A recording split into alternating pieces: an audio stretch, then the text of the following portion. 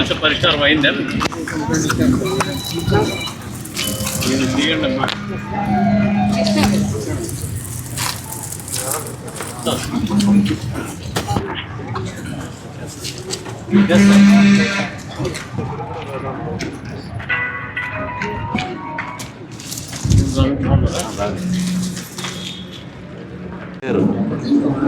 మీరు కొద్దిగా ఫాస్ట్గా చూడండి సార్. అది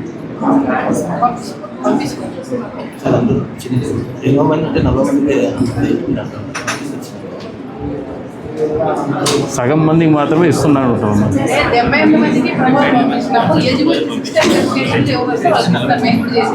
ఇప్పుడు వాళ్ళు ప్రభుత్వ ఉద్యోగులు, ప్రభుత్వం తరఫున నియమ నిబంధనలు కొన్ని ఉంటాయి. ఇప్పుడు ఆ నియమ నిబంధనలకు మీరు వాళ్ళు చేయలేరు. మీరు పంపించిన దాంట్లో ఎలిజిబిలిటీ క్రైటీరియా వచ్చినప్పుడు 40 మంది ఎలిజిబిలిటీ వచ్చినారంట. ఇంకా 38 మందిది మరి ఎలిజిబిలిటీ లేకపోతే వాళ్ళు కానీ ఎట్లా చేస్తారు?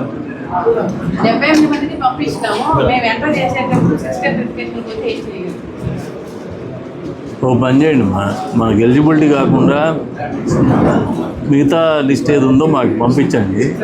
పంపిస్తే ఏదో ఒక ఏర్పాటు చేస్తాం. వాళ్ళు ఎక్కడో చోట తీసన్నా చేస్తాం. వాళ్ళు పాపం వాళ్ళకి వచ్చే జీతాలు బతకలేరు నిజంగానే. వాళ్ళు చాలా ప్యాథటిక్ కండిషన్. వాళ్ళు చేస్తాం లేదో.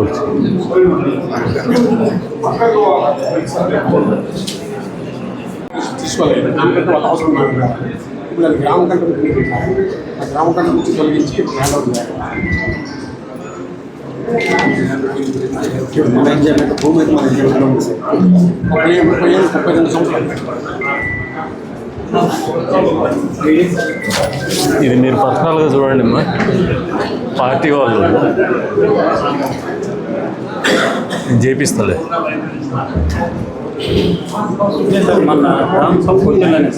అవును,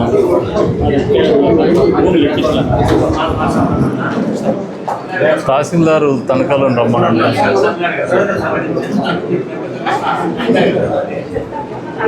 ఈయన సిఆర్పల్లికి నేను వచ్చిన నెక్స్ట్ 2 days ఉండమన్నాను అక్కడే. మీరు పోయేసి ఈయన ఒకడు మళ్ళీ మా దగ్గరికి వచ్చినాడు. ఆయన వస్తే నేను గట్టిగా అరిచి పంపించిన. నువ్వు ఆడ ఊర్లోకి వచ్చి తహసీల్దార్ గారు వారందరూ వస్తామంటే మీరు అక్కడ పోకుండా ఇక్కడికి వస్తా ఉన్నారు. సార్ యాక్చువల్లీ సిఆర్పల్లి రీసెర్చ్ విలేజ్ దస్తాలాగా జరుగుతుంది సార్. మనం అక్కడ రేషన్ ఖాతాలు తీసేసి మనం విజయ ఖాతాకి యాడ్ చేసి రికమెండేషన్ చేసుకోవచ్చు. ఆ విధంగా చెప్పాము.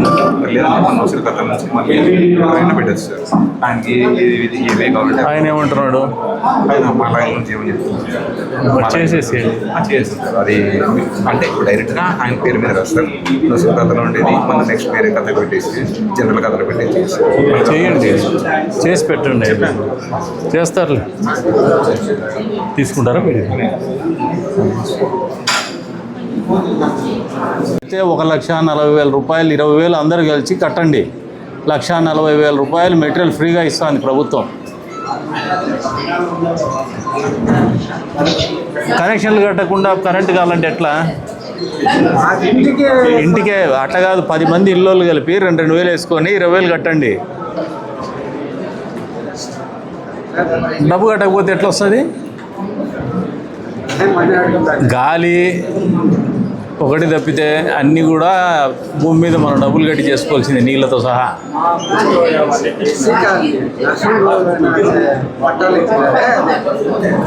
ఎక్కడది? టౌన్లో, కదిరి టౌన్. ఫస్ట్ దాంట్లో ఇష్యూ ఉంటుందిలేండి. వీళ్ళు ఏదన్నా గవర్నమెంట్ ల్యాండ్లో పోయి ఇల్లు కట్టేసింటారు. ఇష్యూ ఉంటుంది, అది రెగ్యులరైజ్ అయ్యింది. అది దాని తతంగం వేరే ఉంటుంది. యాడా ఈడే కదా, క్వార్టర్స్ కాదులే, అది ఇల్లీగల్గా చేసుకోండి. ఇది కలెక్టర్ గారు చేసినాక మనము సరే వాళ్ళకి ఎండోర్స్మెంట్ చెప్పేస్తాం. మంచి 2 వారాలు ఆర్టీఓ గారు దాన్ని ఎంక్వైరీ చేస్తారు. సో 1 monthలో మనం ఎన్ని వీలైతే అన్ని సమస్యలు పరిష్కరించాలి. మీరు ఒక్కరు పనిచేస్తే ఆర్టీఓ గారు పనిచేస్తేనో లేదంటే తహసీల్దార్ హెడ్ క్వార్టర్లో పనిచేస్తే కాకుండా సార్, నేను మా తహసీల్దార్లకు చెప్తున్నా, విలేజెస్ పోయేసి ఒక రోజు 2 రోజులు ఉండండి, సిస్టమ్ పెట్టుకొని నేను పోతున్నా సార్. మీరు చెప్పండి ఏ విలేజెస్లో మనకి ప్రాబ్లం. నేను పోయిన నేను వాళ్ళతో కోఆర్డినేట్ చేస్తున్నా, మీరు కూడా ఒక మాట చెప్పండి సార్. ఎందుకంటే నేను డోర్ టు డోర్ పోయినప్పుడల్లా ఒక విలేజ్లో ఉన్న రెవెన్యూ ఇష్యూస్ 3-4 వస్తున్నాయి. 3-4 కూడా వాళ్ళు కూర్చుంటే గంటలు అయిపోతుంది. వీళ్ళు తిప్పుకోవడం అలవాటు పెట్టుకున్నారు. అట్లా కాకుండా అక్కడికి వచ్చి కూర్చోండి 1 day 2 days అని చెప్పేసి చెప్తున్నా. దాన్ని కొద్దిగా లైన్లోకి తీసుకొస్తున్నా. మీ సైడ్ నుంచి కూడా మీరు చెప్పండి సార్. రెవెన్యూ ఇష్యూస్ లేకపోతే 90% గ్రీవెన్సెస్ ఉండవు సార్. 90% ఉండవు. నిన్న కూడా దాంట్లో పెట్టుకుంటాను, అక్కడ మంచి చేస్తాం. 1 monthలో మనం ఎన్ని వీలైతే సాల్వ్ చేస్తాం. పర్సెంటేజ్ అనిపిస్తుంది. వాళ్ళు చేసుకోవాలి, నేను లేకపోయినా కూడా ఏం ఆశిస్తున్నారమ్మా? సార్ పర్సంటేజ్ వేయరట్లా, సార్ వేయకూడదు. తీసుకొస్తా.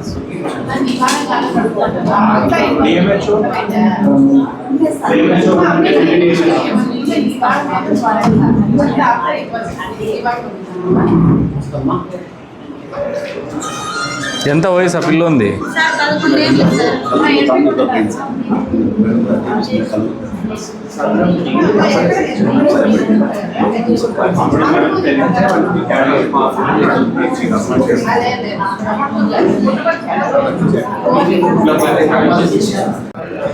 హలో, నిలబడడం లేవు, మాటలు లేవు.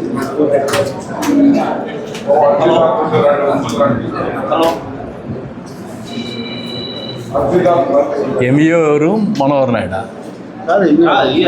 చిన్నకృష్ణ.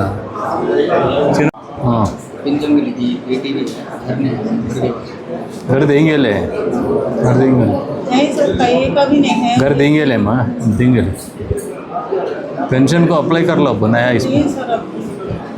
कैंप को गया, सदरंग कैंप को गया, सदरंग कैंप को गया क्या माँ? ఒక నియోజకవర్గము ఒక నెల 4 పర్యటనలు ప్రోగ్రాంలో భాగంగా ఈరోజు కదిరి నియోజకవర్గంలో గ్రీవెన్స్ సెంటర్స్ అనేది మనం స్టార్ట్ చేస్తాం. ఇందులో భాగంగా 4 విజిట్స్ ప్రతి శుక్రవారము ఆఫీసర్స్ విజిట్ చేస్తారు. చేసి ఫస్ట్ వారము అర్జీలు తీసుకోవడం జరుగుతుంది. 2వ వారం 3వ వారము అర్జీలు పరిష్కారం దిశగా వర్క్ చేయడం జరుగుతుంది. అండ్ 4వ వారము పరిష్కరించిన అర్జీల్ని ఎవరైతే గ్రీవెన్స్ పిటిషనర్స్ ఉంటారో వాళ్ళందరికీ కూడా ఇవ్వడం జరుగుతుంది. సో ఆల్రెడీ మనం 2 కాన్స్టిట్యుయెన్సీస్ కంప్లీట్ చేసుకున్నాం, పుట్టపర్తి అండ్ ధర్మవరము. నౌ ఈ నెలంతా మనము కదిరిలో ఈ కార్యక్రమం నిర్వహిస్తున్నాము. ప్రజలందరూ కూడా దీన్ని సద్వినియోగం చేసుకోవాల్సిందిగా కోరుకుంటున్నాను. కూటమి ప్రభుత్వం ఏర్పడిన తర్వాత గతంలో కంటే భిన్నంగా ప్రజా సమస్యల పరిష్కారం కోసం ఎప్పటికప్పుడు వేదికలు ఏర్పాటు చేయడం అనేది కొత్త పుంతలు దొక్కుతున్నటువంటి పరిస్థితులు మీరు అందరూ గమనిస్తూనే ఉంటారు. ఈ రోజున ఇంకా ఒక అడుగు ముందుకేసి జిల్లా యంత్రాంగం అంతా కూడా ఇక్కడ ఒకరోజు ఒక నియోజకవర్గంలో కేటాయించి ఫిర్యాదులు స్వీకరించి మళ్ళీ ఒక 3 దఫాలుగా వాళ్ళు సమావేశాలు ఏర్పాటు చేసుకొని ఈ 3 మొత్తం మీద 4 సమావేశాలు పూర్తయ్యేలోపే ఫిర్యాదులు స్వీకరించడం మాత్రమే కాదు, దాని పరిష్కారం ఎంత చేస్తున్నా ఆ పరిష్కారానికి మళ్ళీ రిజాల్వ్ అయినటువంటి ఇష్యూని వారికి ఫిర్యాదుదారులకు అందజేయడం అనేది ఒక నూతన శకాన్ని ప్రారంభిస్తున్నటువంటి పరిస్థితులు పరిపాలనలో మనం అందరూ గమనించవచ్చు.